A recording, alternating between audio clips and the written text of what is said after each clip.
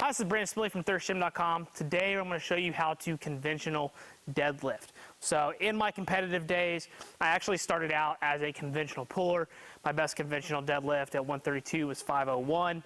I then realized I was starting to have some low back issues. I switched to sumo, and I'll talk to you about sumo in a different video. So the conventional deadlift is probably the most common that you'll see in terms of gym settings. And powerlifting is beginning to switch a little more towards sumo being a little more popular. But conventional is also in strongman. You'll see more bodybuilders do it. And honestly, probably if you're at a high school level, you're probably going to see the conventional deadlift taught there as well. So if you want to learn how to do it, here's how you're going to learn how to do it. So with a conventional stance, feet need to be about hip width, okay? You can go a little wider if you're a little huskier. If you're a little narrower, you can go a little narrower. But ideally, the place you start is about hip width. The bar is going to be lined up to where it's probably honestly about mid-foot to about the knuckle of your big toe, okay? Somewhere in there. I know when I did it, I wore Chuck Taylors when I deadlifted, and I would always set it up with the first eyelet of my shoe, and I almost do that still to this day in terms of how I line up, even to show you today how I would do it. That's about where I would be. The reason being, we don't want to be on top of the bar, okay? I know that's the way people used to teach it. You be on top of the bar, that maximizes your leverages. Well, the thing is, if you got big quads, you got big strong legs, you need your knees to travel forward just a little bit to be able to maximize your leg drive. So having them about mid-foot is great. Then what we're going to do is keep our chest tall, arms long. I've got a video specifically on how to find your starting position. You can check that out. It's on my YouTube channel. But your chest is tall, and then our arms are long, and we're going to basically perform an RDL. So personally, whenever I work with athletes that come to my facility, we teach them how to RDL first. We make sure that their hinge looks good, because if they can RDL well, teaching them to deadlift is way easier than vice versa. We make sure their glutes, hamstrings, low back are strong. Then when it comes to being able to apply a push aspect into the floor, they tend to get the exercise much easier versus vice versa. If we got to go back and build up their glutes and hamstrings, then we're kind of taking steps backwards, and I don't like to do that. So again, chest tall, arms long. I like to RDL first, RDL here, then let my knees bend. So I go as far as my hamstring mobility will let me get. Okay, that's all I got. It's about right below my kneecaps. Pretty normal for most powerlifters probably, at least guys. Flexible girls will be able to get longer. Then I bend my knees till I can reach the barbell, and my arms are long like hooks, okay? So my hands stay by my side, my chest is tall. Notice that my knees are actually a little forward, okay? They're not like this. Okay, I got my knees forward for a reason, because I've got a lot of power here, okay? The quads aren't a primary mover, but we'd be foolish to think that I can't squat more doing this than I can if I do this, okay? We understand that there has to be some knee bend, and that's completely okay. Just make sure that we're not doing this kind of thing where we're pushing the bar forward away from us, okay? So, hinge, grab the bar. Now we're going to talk about pulling the slack out.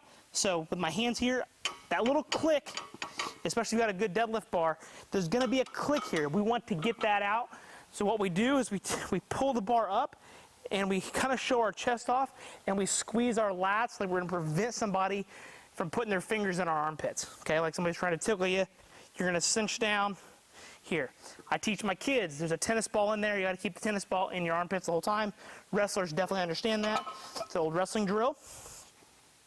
So again, I pull the slack out, drop my hips. This is my starting position right here. Shoulders are just a little bit over the bar. I'm able to look forward and down. I don't want to crank.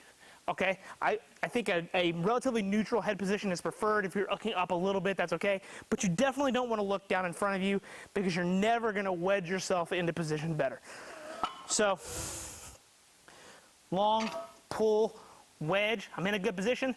As I pull, I'm going to keep the bar as close to me as possible. If it touches you a little bit, that's okay, but we're not trying to grind it against this. We just want to keep it as close as we can. So as soon as we get to knee level, then we're going to take our ass, bring it forward, okay? Hips forward all the way through. That will get us our lockout with our chest haul by minimizing how far we're gonna pull the exercise. That way we're not doing this thing, okay? We wanna use our ass, not our erectors, to lock the weight out. So here, wedge, pull. Here, wedge, pull. Come down, wedge, pull. Notice that I bring my hips through, arms are long, able to look straight forward, and we're good to go, okay? Again, big issues that we see. People trying to yank on the bar, and that causes the cat rounding. Everybody's seen the Instagram, YouTube videos, the scared cat deadlift. The reason you can't lock your weight out is because you're not in a good position to get your hips through, okay? We gotta be in a good neutral position to get our glutes through to finish the rep. When it comes to gripping, in powerlifting, I think you can do it. The best way, honestly, is to hook grip. I never hook gripped. I got sausage hands. I don't have enough hands. That's really what it boils down to. But being able to put your thumb down and grab around it prevents grip issues. Otherwise, you're probably gonna have to go with a mixed grip where one palm's forward and one palm's down. Which you choose is honestly up to you. I don't think that there's one better than the other. You have to figure that out personal preference wise. From a competing standpoint, you obviously can't use straps, but that's the grip issues. And by not yanking, by pulling that slack out, help prevent, I should say, bicep issues happening where you're tearing your bicep. People see that in deadlifting. The hook grip also helps eliminate that. But as long as you don't yank that slack out and you constantly train the way that you're probably gonna deadlift, you can build up some resiliency. Make sure you're doing some bicep curls for overall elbow and bicep health, and just make sure you're warming up properly. And I really think as long as you deadlift well, you probably won't have an issue. There's freak accidents, but I think that limits your chances of having bicep issues. But otherwise, I mean, that's the conventional deadlift. You just got to maintain a good torso position. Don't let that low back round. Bring your butt through, push through your legs. Make sure you can feel your whole foot on the floor, and you'll be good to go. When it comes to programming, you got a lot of options. It's one of your big bang buck exercises. I do think that the deadlift, however, responds better to lower volume, higher intensity from everything I've seen. I think trying to program sets of 10 on the deadlift is absolutely stupid. I think you need to stay with singles, doubles, triples ideally. If you struggle with your setup, individually pull each rep, work on the setup. The deadlift is obviously a concentric mainly exercise. So if your nervous system is totally trashed, something that might be 93% that you can normally pull and it gets stapled, that's probably a sign that your nervous system's totally shot. For me personally, the deadlift always took it out of my nervous system, but also let me know from a nervous system perspective how well I was recovering with my training. If my deadlift was feeling like trash, I probably was training too hard and too much. If my deadlift was feeling good, I was probably right in the right spot in terms of my training volume. The frequency of the deadlift as well, I think you can get away with less frequency versus more. I know people like to try deadlift 2 or 3 times a week. I personally had success deadlifting once a week and rotating where I had a speed day and a heavy day, and I recovered much better on my deadlift rather than having 2 medium days or a heavy day, light day in the same training cycle or same training week. But that's just me personally. I think the stronger you are, the more that becomes a real factor. But there's plenty of options available to you. I just don't think doing 8s and 10s is a good idea. Dynamic effort work always worked really well for me on deadlifting as well, to where you're going to pull 50 to 70% for singles, depending upon legion bands, chains, and things like that.